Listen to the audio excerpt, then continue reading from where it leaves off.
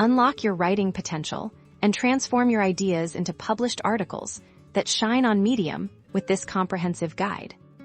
First things first, let's get you set up to create your masterpiece. Head over to Medium.com and look for the Write a Story button, usually found at the top right of your screen. Click it, and you'll be taken to the editing interface.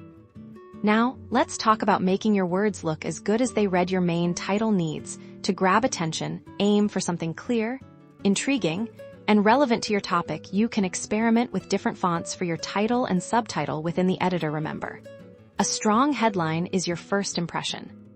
Formatting is key for readability on Medium. Use headings and subheadings to break up your text and guide your readers. Bullet points and numbered lists are fantastic for summarizing information or presenting steps.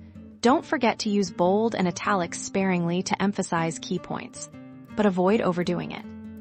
Visual appeal makes a huge difference. To add an image, simply click the plus icon that appears on a new line in your editor and select the image icon. You can upload an image directly from your computer. Make sure your images are relevant to your content and of good quality. Alt text is important for accessibility, so consider adding a descriptive caption.